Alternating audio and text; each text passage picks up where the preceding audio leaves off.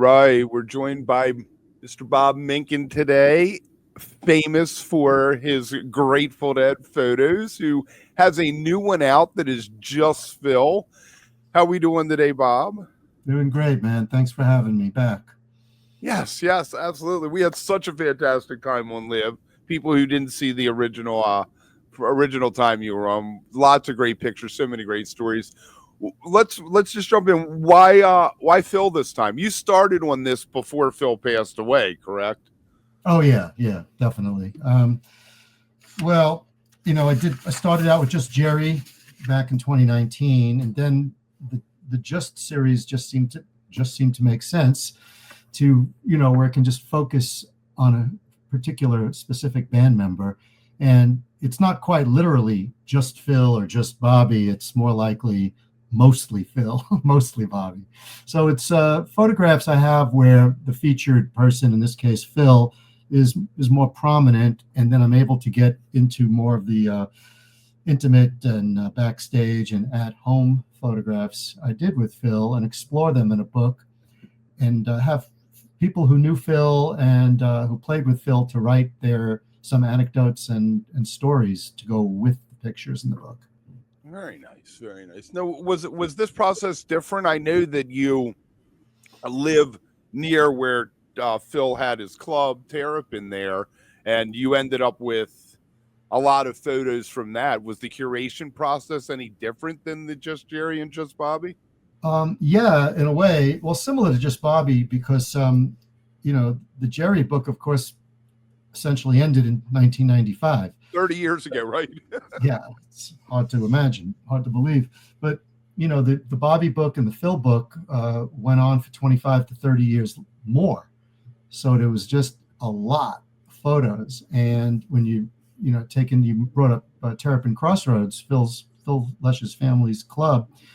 Yeah, I lived, kind of dangerously close, like 10, 15 minutes away. So it was really easy for me to pop down there. And, I also had great access there. A lot of, before they went on, they would, whoever the band was, would usually do a little regroup before going on. And that's when I'd get the backstage group shot. And just to be able to be a fly on the wall and hear, kind of the things they talk about before they go on was really special for me.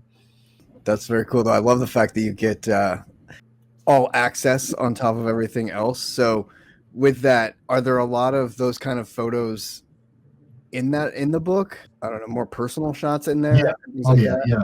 Yeah, totally. I got to go to his house a couple times and do photos there, which, for me, remember, I'm a fan too. So, right. Yeah, exactly. Is that favorite band members? It's not just like a job. Well, I'm going to, shoot, the guy from Metallica today, going to his house, that would be cool. But yeah, that's, but to go to Bob Weir's house or Phil Lesh's house, for me, it's like, what? This is really happening?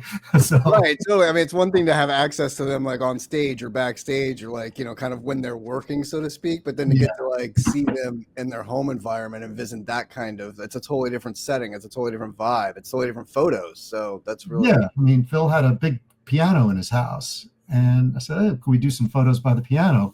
And of course, as a musician, he composes material on the piano. So I have these photographs, which, I love getting a musician who's not known for, playing on another instrument, really, to have them playing on another instrument.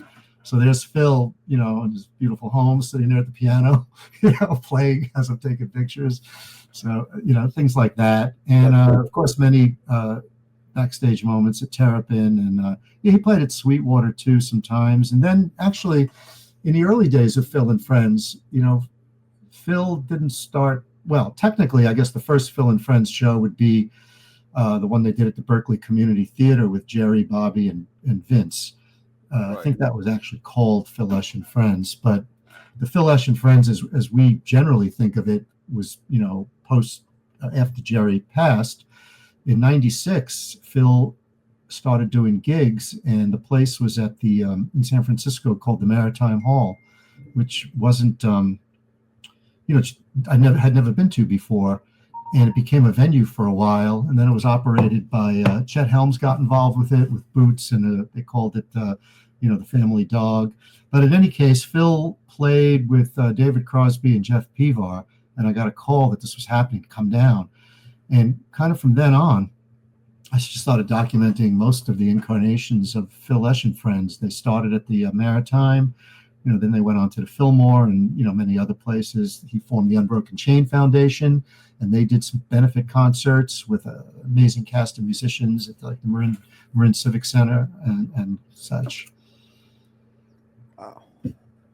It's fantastic. So many opportunities there that Phil gave you after with the Q. And I mean, he did whole tours with the Phil and Friends. I know I saw him on the East Coast a bunch of times, and so many other musicians, I guess, came across your a lens. He had the guys from String Cheese playing with him, Galactic.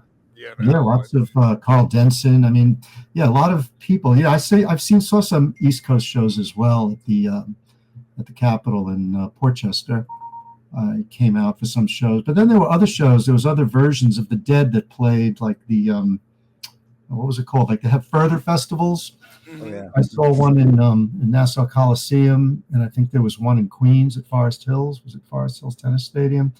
So when you stop and think about it, there was a lot more. There was a lot of different permutations. There was the Dead, the other ones, and then that amazing run Phil did with Trey and Steve Kimmock at the Warfield in April '99. So I was there for all of that. I mean, that's a lot of variety, so to speak, with other bands and other people he played with. Like that, I wasn't even thinking about that when you were talking about him with other things. Like that's. Exactly. It's got to be even more. I mean, obviously more than Jerry, because Jerry passed away early. But like even more than Bobby, I would assume too. Like you have Phil, you have a wealth of like all these other bands of him playing with. Like that really tells a story too. Wow, there's a lot. The Phil book, I would think, would be the thickest one or the hardest one to edit. It is, yeah. It's over 200 pages. You know, and it's a hefty volume, and it's all that one I did chronologically. It made sense. Bobby book I did chronologically. Jerry I didn't, because I like using different photos from different eras of Jerry facing each other, like kind of to tell a story. But the Phil book just made sense to do chronologically, starting off with I guess the first time I photographed him was in '76 up in upstate New York in Syracuse at the Onondaga County War Memorial, which is like, where's that? It's somewhere in Syracuse. I visited it some year not long ago when I was up there. I was like, oh, here's the place. But anyhow, those are just some early concert shots. And then I went on in '77. It really takes off. I started taking some good photos when I came out west to catch the Winterland run in December '77. Then back home, they did some Southeast shows in William and Mary in Blacksburg, Virginia, where I got this great shot of Phil in the parking lot. He was walking by me and then made like kind of a pose. Just the fact that he was walking around the parking lot before the show by himself. This was April '78, wearing his Duke University shirt from the show they played there a couple nights earlier, was so cool. And then for me, to see it, like, wow, there he is right here. Hey, Phil. Right. Actually, I could probably show you this one. Oh, nice. So it's not just. Yeah, he's like, I love this one. I know right where this one is. Yes. Yeah, so it's not just, try to picture this. Yeah, right, exactly. Try to picture what I'm talking about. So this is the shot I was talking about here. Oh, I love it. Look and at people are in the background, not really even paying attention to him. Yeah. Cars. And Like, who's that guy?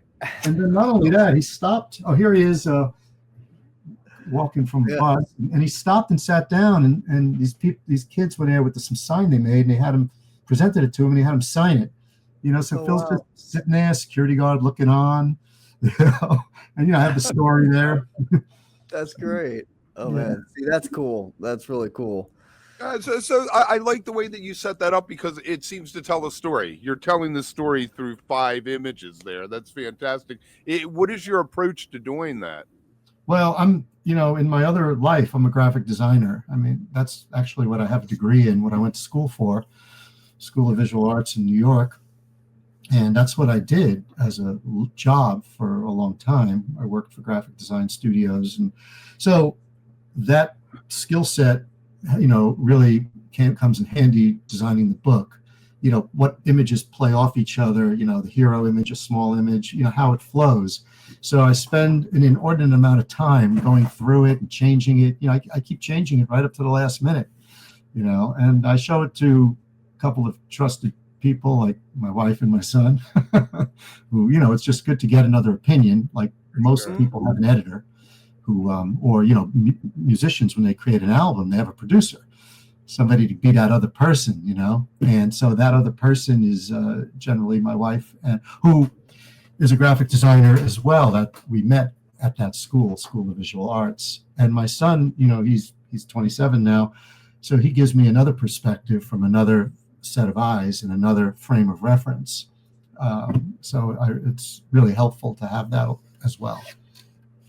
Yeah, that's a good support system, and like as you said, like not having to send it out to an editor or somebody else, like somebody the people who and their styles, and they know your style, so they can give you an honest sort of opinion of what it looks like. That's cool. Oh yeah, believe me, I get an honest opinion. Right. Everybody says they want an honest opinion, but if you give somebody an honest opinion, you're usually an a-hole. Right. What do you mean? What do you mean this isn't good? So, but of course, my family has that ability to give me an honest opinion, whether I like it or not. So right, there's no barrier there. Right. That's the book is a behemoth. What, 204 pages? You could do coffee table. It's a real coffee table book. In fact, some people told me with these series of books I put out, they had to buy a coffee table. What a great series, though. That's so fantastic. They had to go to IKEA and get a coffee table. Yeah, hold on a sec. Let me grab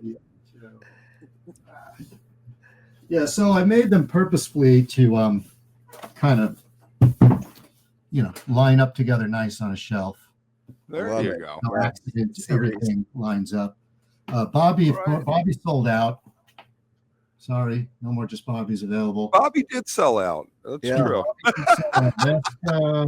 Well, maybe I shouldn't quite say it that way. Nice, Cav. That was no pun intended. Just right. You could take it as you wish. And Just Jerry, not too many left of Just Jerry. But Phil I got, because that's the most recent one, so I still have a bunch of Just Phil.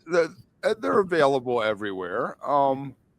What's the reception been? Any like surprises or standout fan feedback you've gotten? Well, I do get people, because just as it's my life when I go through these photos, it's many other people's lives. For people my age, it corresponds very closely to their life, especially if they grew up where I grew up.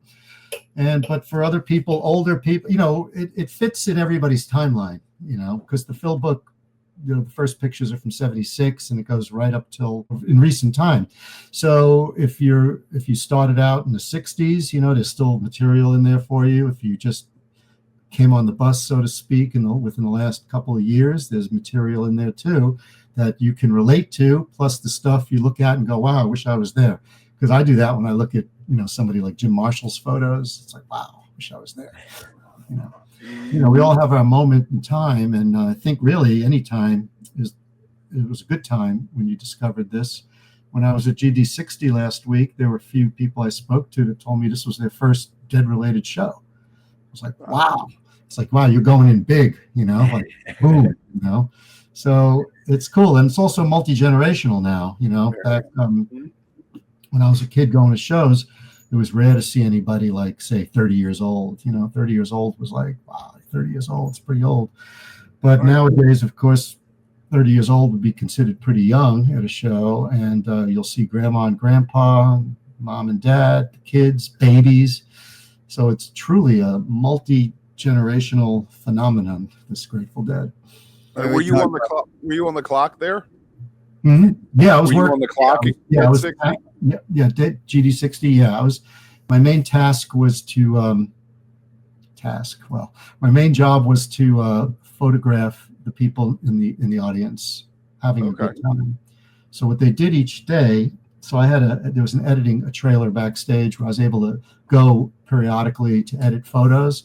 So about every hour I'd go and edit photos, because what they wanted to do, which turned out to be pretty cool, was I'd send the images to the people in charge of that, and they would project them on the screens at the end of the night. So when the show was over, and the screens were saying drive home carefully, the exits are here and there, this and that, they would be continuously projecting images from that day's people in the audience. So you can hear, when an image comes up, you can hear cheers from certain areas. That's awesome. And people were, one guy told me he had tears in his eyes to see himself. It meant so much, to be at this show and then to be sort of like recognized like that. So it made me very happy to be able to do that. And that was my primary task. I did shoot some live stuff as well, but the people were my primary task. That's very cool. That's fun. And you get to be on the same screen and above the stage that you just watched them play on. So, and let me tell you, the screens were huge. I mean, these are big screens, 3 of them. And to see yourself, 30, 40 feet high, like not expecting it to, somebody's tapping you on the shoulder. Dude, that's you. So I stood, instead of going home right away, I hung in the audience, just like watching them for a little bit, because it was really fun to see. Especially when people who happened to be near me saw themselves, they were like, wow. That's so cool. And then, like you said, hearing random yells from around when people recognize it themselves, that's so fun. That's cool. Sure. What did you think of the whole thing overall? I absolutely loved that they had the opening bands, which I didn't expect when they first, when I thought about something like this happen, the last thing I thought is they bring in 3 of the hottest bands out there in the scene to open each night. But the sit-ins, I was so happy they brought the guest in and had Graham come out with them. I thought that was very classy and a great nod to the band. Yeah, totally. Yeah, to Phil, really. Yeah. They honored, that's the way they best to honor Phil. The first night, I think it was the first night when Graham did Box of Rain. Boy, I have to tell you, that was a real tearjerker, and having these bands open each night was a great idea. To have Billy Strings is like hot as anything, and Sturgill and Trey. I mean, each night, and then have the sit-ins. It's a masterful, idea. It's a great creative idea. The last night, the Trey jamming with Mayer and Weir, I was pretty close for that, taking pictures, and I was like, wow, this is freaking cool. As you go on through life and older and seeing lots of shows, it takes more to move the needle, and that moved the needle. Right. Yeah, that was a moment. Even watching that at home, that was one of those, like, what you kind of leaned in a little bit more, and really, really playing off each other, really. Yeah, and seeing Mayer smile and like the elation on his face, looking across at Trey playing like next. It was a really cool moment. I can't imagine like having a camera up there taking. So did you get some good shots of that? Like, I bet. Oh yeah, it was great. It was really good. That's awesome. Yeah, I got Mayer leaning back, Trey leaning in, all this great stuff. Yeah, I haven't gotten to those yet. I've just been posting the people photos over the last 3 days. Each day I posted day 1, day 2. Yesterday I posted day 3.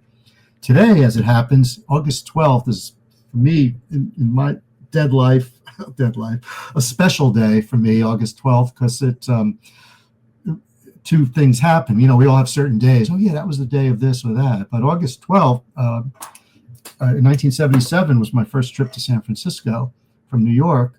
And I happened to luck into seeing a Jerry Garcia band show on the Embarcadero in San Francisco. It was an outdoor show. It was a benefit for Greenpeace. It was a $5 donation. There's a whole story behind it. I was walking around. I saw the poster and went to the show, and I met a friend there. And someone took pictures. I have 2 pictures of me at that show right in front of Jerry. Like, I was 18 years old. And, it's amazing to have a picture of yourself at a show, let alone leaning on the stage right in front of Jerry. Yeah. August 77. So, and that was my first really good shot of Jerry I ever took. That's when it really kicked off, because I was like, wow, this is, I was shooting some shows before that, but this was like a whole nother level, And I was like, oh, wow, this is actually a really good shot. So anyway, it kind of really launched me in a way from there. And then August 12th, 2 years later, it was my first time in Red Rocks. And I also got these incredible shots, the band with the rocks, and Mickey and Billy had the Beast, that huge drum setup.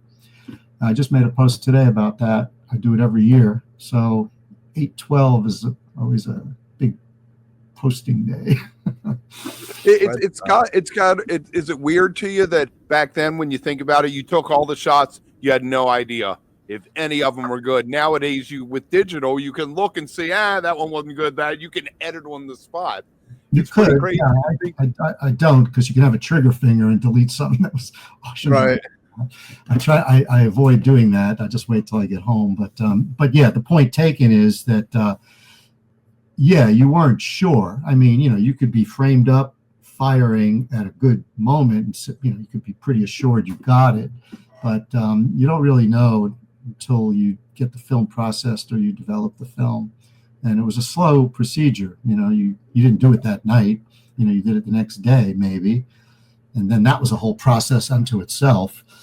I did my own black and white, and I had a darkroom in my house, or I had a darkroom at school I was able to use.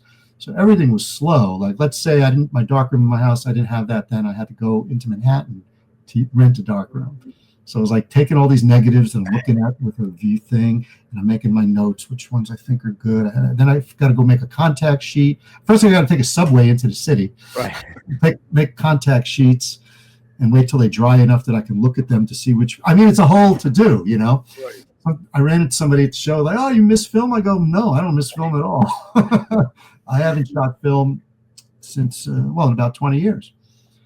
So I get it. While some people are into film, especially younger people, want to try their hand at film, because film compared to digital, there's a whole nother craft and level involved in it, and a whole lot of variables: the temperature of the developer, the temperature of this, how long, how much you agitated in the tank.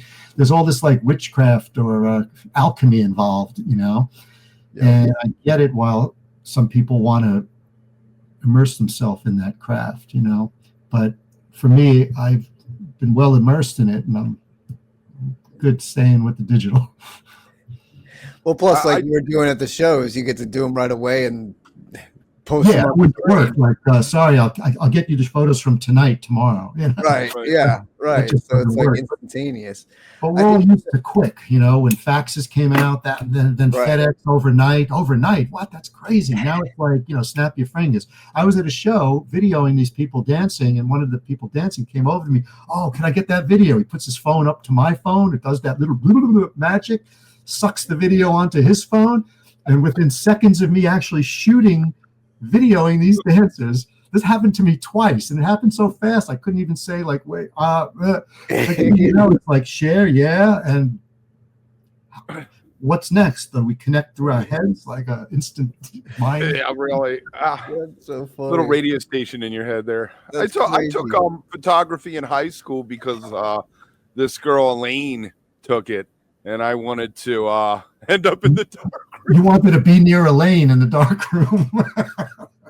That was my motivation there. Yeah, it used to be weird. I can remember my mom taking pictures when I was a kid, and she'd put it in the mail, and like 2 weeks later, the pictures would be mailed back to her. The old like photo booths at like in the parking lots that you could drive up to and drop them off.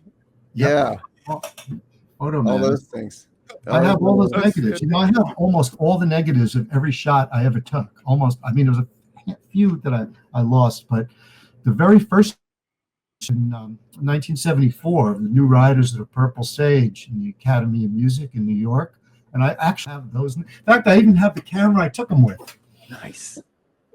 So you ready for this? Yes. This is my first camera. Nice. Not how you like it, but this actual camera. My aunt gave me this when I was like 11 or 12. And then in 74, I started taking this to shows. And first time I shot Garcia was with this camera in 1975. And I don't even know where I think you can still get the cartridges for this thing. Let's see if it opens.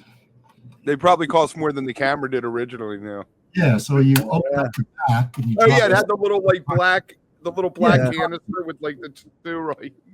And Yeah. it used the flash cube on top that rotated each time you took it. It's called the magic cube. Anyhow, You got 4 flashes, right? You got 4 Yep. flashes out of the cube, one on each side. Yep. it was hot. So I tried to take it fantastic. off. Yeah. That's hot. Yeah. That's Nowadays, awesome. Nowadays, I'm packing this beast. Nowadays, I got this guy here. This is a Nikon Z8. It's a great camera. This is with a telephoto on it. Tonight, I'm going into San Francisco. It's Jerry Garcia Appreciation Night at Golden Gate at the Oracle Park. The Giants are playing. I'm not sure who they're playing actually. Pirates, Phillies, or something. Anyway, but it's always a great night each year because they'll get somebody involved with the dead to throw the first pitch, like one of Garcia's daughters or Steve Parrish or something like that. And I'll be there to photograph Moon Alice. Moon Alice does a pre-show thing at this Triples Alley, they call it, then a dugout set just before the game. So it's Jerry Appreciation Night at the Oracle Park is always a fun thing. Jerry would love a bobblehead of himself. I bet he would have started a collection. Yeah, it was it's all, they give you some good swag. You get like you get like a cool hat. Oh, nice. The Yankees the other night had Garcia on a motorcycle as their bobblehead. They were In the sidecar. That was great. Oh yeah, there is a picture of him in a sidecar. I've seen that picture because I was thinking Jerry riding a motorcycle. I don't know if I've seen that. But yeah, I know that shot. But I have a few Jerry bobbleheads sitting up there, but they're a little hard to get at the moment. A bear one, a gnome, Jerry. Let me ask you this, just to extrapolate a little on what Kev was saying with, like, not just developing the film and the time it took, but did you ever think, even going through the years, that it would still last this long and still be working on, the dead photos and things you took 30, 40 years ago? Yeah, well, yeah, exactly. I remember hanging out at my friend David's house, my neighborhood. It's probably like 76 or 77, and I remember talking with him like, how much longer could this go on? I mean, it's been 10 years. The Grateful Dead have been around for 10 years. How much longer could this go on? And then I remember thinking kind of the same thing when I was at Radio City Music Hall. I was dosed. Me and my buddy were dosed, and it was the first night that we went, and I looked over. I was like, this is so great. How much longer do you think this is going to go on? That was like the 15-year mark at that point. And then I was down. You were halfway through, right? Then, they're about. Then the 20-year mark, they had this banner behind them, 20 years so far. The 20-year mark, of course, 30-year mark was basically that. But, I tell you what, at the 25-year mark, when Brent died, I was pretty sure that was going to be it. I did not expect them to just keep on going and not even miss a beat, really. They were back out in that fall tour that year. Yeah. I remember Vince's first shows in December of that year, and not long after Brent passed. And then, of course, the whole subsequent 30 years, which is as long as the whole original Grateful Dead were. It's a whole other 30, some 30 years upon my head. Well, how about now it's 60 years upon my head? And that's what I was saying too, even with like the Phil photos, like you have the 30 years with the band, and then after that, everything. So it's like this whole, and to even keep going, and then to put these in the books and be like, man, still working on stuff I was shooting 77, 78. Like, that's crazy that it's. Back then I could have never have imagined it in a million years, to tell you the truth. Right. And it felt like it was our own little secret, and they weren't nearly as they're more popular now than ever, but they weren't nearly as popular. I mean, you can get tickets for a show. Sure, if they're playing at the theater like the Palladium or something like that, that was hard to get tickets for. But when they were playing at arenas and stuff at certain eras of time, you can get ticket. You didn't have to worry that much about a ticket, Yeah. That's crazy. As time gone on, that changed, into the later 80s, of course. But through the later 70s, when I was going, and the earlier 80s, it wasn't as a giant as a phenomenon, as it, just gradually snuck up on everybody. They were probably surprised themselves. I'm sure they were. I know they were. I've heard them in interviews, like looking like, huh? Who, us? Yeah. Well, I Really? think even like Dead and Co. being 10 years is crazy. Those 10 years went like that, and it's like holy crap! Like that was 10 years ago that they formed, and like I mean, if you think about it, Led Zeppelin really lasted 10 years. They were like around pretty much, I think, from like 69 to 79. Mm-hmm. Led Zeppelin, one of the greatest bands of all time, right? right. 10 years, and there was no real follow-ups. Yeah, I mean, they did other things, but nothing, Nothing like getting the band back together and doing reunion tours or anything really like that. Like no, I nothing. mean, the fans, of course, would have loved. Hell, I would have loved that. I mean, I only got to see it once, but there's nothing else like it. Yeah. Really The nothing. Who, but the Who have been playing the same set list for 50 years. So that's a whole nother story. Yeah, well, that's the other thing too with the famous bands like the Eagles and Fleetwood Mac and the Who. They're in a sense doomed to always play. Well, it's not that. I mean, these are incredible songs. Yeah, Hotel California may be played out, but it's one of the best. It's a great song. It's an amazing song. Just like all of their famous songs are incredible songs, but they have to play them, of course, every show, because just like Jethro Tull would have to play Locomotive Breath and Aqualung, there's no question about it. And Led Zeppelin would have to play Stairway to Heaven. But the Grateful Dead, no, we don't have to do Sugar Magnolia. We don't have to play St. Stephen or even Trucking or even Touch of Grey. We don't have to do. In fact, we may not even do those songs for a few years. Right. So And Mick Jagger, think about Mick Jagger. How many times has he had to sing Satisfaction? every show he's ever played. But you know what? Somebody might say, "Oh, they're sick of doing it." No, this is a landmark song that they created, and it's that 80,000 people every night go crazy for when he does play it. So exactly. So yeah, I wouldn't think of it as like, I shouldn't say they're doomed to play it, but it's something that they're required. right, yeah. I'm sure they're happily playing it. You were around for Keith. You were around for the Brent years. You were around for Hornsby and Vince. Is there going to be just keys? Is there going to be just drums coming up? I'm not sure. My focus now for another book I want to work on is going to be something a little different. It's I want to do something that's basically the time I lived in New York City, which was musically later 70s and 80s, because I moved here in 90, so it encompassed all of the 80s and the second half of the 70s. Cool. So it'd be everything I shot. Believe it or not, I still have some unpublished Grateful Dead shots. So those will probably make it in there, but it'll be everybody else. It'll be where are you guys based, by the way? I'm in Baltimore. I'm in LA. Los Angeles. Yeah, my son. Did you get to go? Did you shoot anything at CBGB's? Was that on your radar while that was going on in the? Yeah, I did shoot a lot of the punk bands back then, and those will be in the book. But CBGB's, surprisingly, I only went there once because my friend's band was playing there. I mean, the fact of the matter is, it was pretty much of a dive. This is about as dive as much as you can get, and for a popular band playing there, it was hard to get tickets. Like if Blondie or Talking Heads were playing there, it would be But I did shoot many of the punk bands when they were fairly new, mostly at places like Central Park. Central Park had a summer series each year that had everybody playing there. So over the years, I shot a lot of people there, like Talking Heads, B-52s, like Joe Jackson, Pat Benatar, all that. And then I shot the Clash at Bond's Casino in Times Square.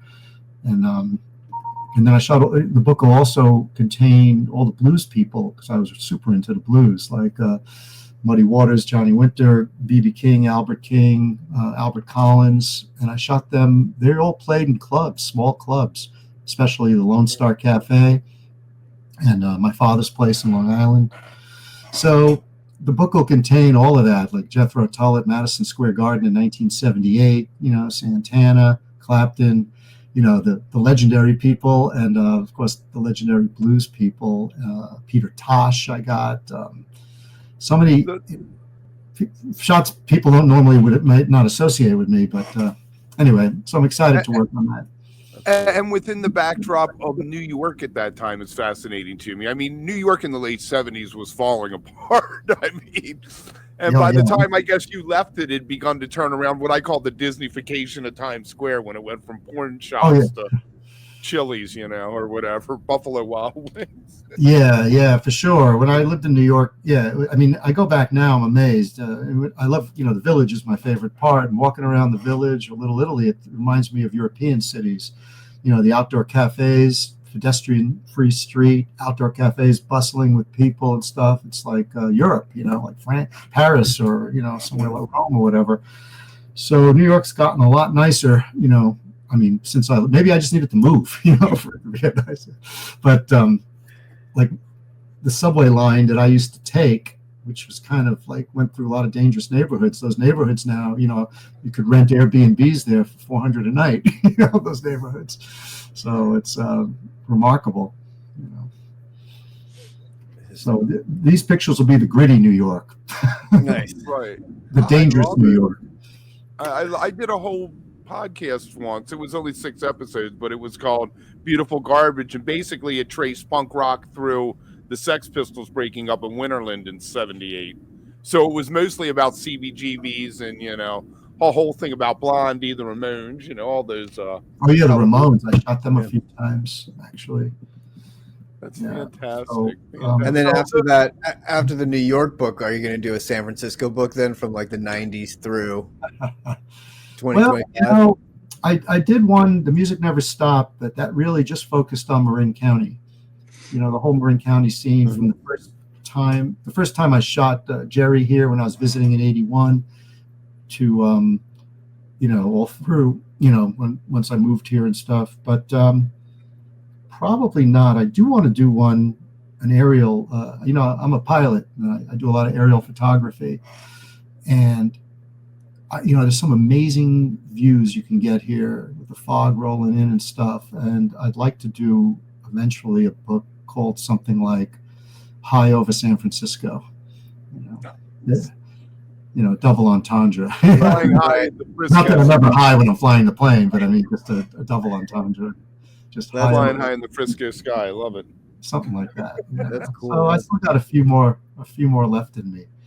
Well, I was gonna say, is there I'm sure you have a trove of unused photos or photos that you haven't put into things. Like, do you have like an archive and things of, I guess maybe in 2 separate sections of stuff that have been published or used and things, and then stuff that has never been seen or stuff that hasn't been? Yeah. Well, it's not separated that way as the way you mentioned. It's I know. I just you have it. Yeah, cataloged. Keep everything together. I mean, there's a show that happened on the East Coast that I've never put photos out on, and it's one of the greatest shows I'd ever seen. It was called Guitar Greats, and it was at the Capitol Theater in Passaic in November '84. I've seen a few other photos from it, but I was shooting it from the front row the whole night, and it was literally Guitar Greats. It was, if I could remember it, it was David Gilmour, Johnny Winter, Dickie Betts, Steve Cropper, what's his name, Brian Setzer, Link Ray, Susie Quattro, and, Dave Edmonds. So, and I may be missing one or two, but there was like a house band, and each one of them led the house band for a couple songs, some of their signature songs. Oh, did I say Johnny Winter? And then they all came out at the end and played on stage in one scene together. So you had David Gilmour, Johnny Winter, Link Ray. I mean, I was like, Dickie Betts. Oh, and Neil Schon. Neil Schon was there too. No, nice. Journey. Gotta love Journey. It really happened. Poor guys get a bad rap, man. They were okay in my book. He's a great guitar player. Journey was, What, he was like 17 when he first played on that Santana 3 album? Or something like that. I mean, he was young when he jumped in with Santana. Yeah, the guy was good. So I'm dying to put something out where I can like have a big 2-page spread of the stage shot of them all. Yeah. So that's just one example. I mean, I got like Rick Danko and Paul Butterfield. I got these great shots of them at the Lone Star Cafe. And I got Muddy Waters and Johnny Winter playing together at a small club in Long Island, my father's place. So it really just goes on. And these shots never really put out there, or just very limited. So it'd be fun. It's going to be fun to do this. I'm going to try to get it, at least maybe do a Kickstarter by the next couple of months. Awesome. Yeah, because I'm sure. I mean, like photos like that and like everything that you have, it's. I know there's an audience for it, right? It's like one of those things where like people They need to be love seen. see it. To be Yeah. seen. I don't want them just buried in my archives. They really need to get out there. And Yeah, exactly. Yeah. get them out there. And for a lot of people, I think that would really bring a lot back to them and to see that. Yeah, very much. Buddy Guy, I shot Buddy Guy in New York a few times. I shot him in Texas once, and heck, I'm going to shoot him tomorrow night. And he's playing in Sonoma County. He's 89 years old. he's still a badass. He's on a retirement tour. There's so many artists like that you have that you could do like time capsules of the different decades and different shows and just in the like 80s. that. I shot him like when he was in his late 40s. When he was in his 40s. Now he's like 89. It's crazy. That's so cool. He brings his son out on stage, who's also a great guitar player, at the end to do a couple songs. It's really a sight to see, and he's like the coolest guy ever. Well, and the cool thing is you have that moment in time, though. You have that documentation with the photo of those moments and through the years and all this stuff, and that's what's like really cool and really special about that. Is timeline. Yeah. One year at Jazz Fest, I'm seeing Buddy Guy's set. There's this woman laying down in the audience. He comes down off the stage. He's walking through the audience playing, and he walks up to her and like casts his shadow across her. And she's laying there asleep, and he's playing the guitar. She opens her eyes, and there's Buddy Guy over top of her. Wait, am I dreaming? What's going on? Yeah, right. He still does the walk through the audience thing, because I saw him last year when he's 88, and he still does the walk through the audience. I mean, there's a lot of people that age, they can't get out of a chair. Walking off a stage. That's crazy. Exactly. Playing too. Since the last time we talked to you, there's been a seismic, I would call it, shift in the creative landscape with the rise of AI. What is your take on AI and its place, or if it even has one, in photography and the arts? Well, AI is not going anywhere. Well, for one thing, and it's only going to get better and better or worse. I don't know how you want to look at it. It's super helpful and great for a lot of things. I mean, let's make no mistake. Of course, one of the downsides is that it could take something fake and make it look very realistic. Like really. But now most people can like tell an AI photo, but it's not going to be long before you won't be able to tell an AI photo, even if you look at it with a magnifying glass. Like when Ozzy Osbourne died recently, I saw these obviously AI images, but I was reading the comments. A lot of people don't realize it's an AI image. Yeah. But it showed like people like it was a setup scene with like Steve Tyler and Eric Clapton with Ozzy's funeral, and they're playing, and it's like at first glance it looks pretty realistic, but when you look at it for anything more than that, you go, well, it's impossible. Obviously, this never happened. But a lot of people are fooled by stuff like that. So that's just the tricky thing about AI. I mean, for photography, there'll probably be a whole line of art that's just, it already is AI generated. As long as it's known that it's AI, as long as somebody says like, yeah, this is AI, and you can make some beautiful art with it, that's great. But it'd be good if you use original art and not like take somebody's work and repurpose it. That happens to people like me and other people. That's not so great. I find it helpful for me, AI, in writing, like when I'm writing stuff. Mm-hmm. I run it through AI, and it helps me like tell a story better, actually. So it's very helpful for writing. It's also if I'm going on a trip and I want to, I'm going to be in LA for 4 days. Like, what's a good thing to do? And it involves maybe some hiking or something like that. Within 2 seconds, I have a whole itinerary. Right. Variations of things to do. You go up to the Hollywood Hills, you go to the Getty Museum, you go this, that, the other thing. So AI, it basically is a tool, and it's like a time saver for a lot of things, like things you could do by yourself. But hey, if you got something that'll do it in 2 seconds, why not use that? Right? You don't use 2 sticks to make a fire together. To make a fire, right? Rub 2 sticks. You use a lighter or something. So it's a tool. But I could trust a lighter. If I say the lighter lights a fire, it lights a fire. If I say to AI, tell me where some coffee shops are, it'll tell you stuff that doesn't exist, what they call ghost or phantom answers and things like Well, that's what gets me. I just don't feel like I can trust it yet. Well, yeah, I mean, I wouldn't, stake my life on it or anything like that. But remember, it's only going to get Better. more accurate, better. It'll Different, be, imagine 10 years from now. Skynet became self-aware. Yeah, right. Well, who knows? Those things that were science fiction not too long ago aren't science fiction. They're little watches, little Dick Tracy watches. Right. It's exactly. That alone, we take it for granted, but stop and think about it for a second. How does that even work? Right? All that stuff I wanted from Star Trek when I was a little kid, now I'm scared of. I don't want the watch on my wrist that I wouldn't mind a teleporter, though. That would be kind of cool. That would be kind of fun, right? Like, where is that? Boom, I'm going up to Madison Square Garden for the night. I'll be back. Yeah, right. I'll be back at work tomorrow. No problem. No problem. No jet lag.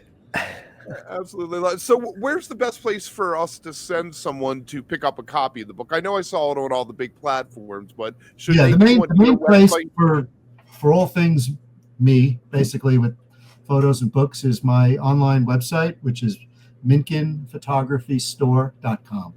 So we'll put a link below. Yeah. You can check out Just Phil. I'm happy to sign it for people. And nice. Of course, my collection of photographs to liven up your walls are all there. Awesome. That's fantastic. Fantastic. You can still buy prints. You got anything else, T, before we wrap up? Probably, but nothing on my brain at the moment. I know. Why didn't I ask him about that? Right, we can reach out to Bob again. I have a feeling Bob actually likes us, T. So, well, maybe I'll catch you next time. I have something interesting to talk about. Yeah, anytime, man. It's always a pleasure to talk to you. I mean, we could always fill an hour, no problem, just talking music. I know, really. It's been about an hour. Yeah. If when you're watching this later, make sure that you leave a comment, like, subscribe. Also, look for us over on volume.com. That's going to be our new home, and we'll see you soon. Fascinating. Absolutely fascinating.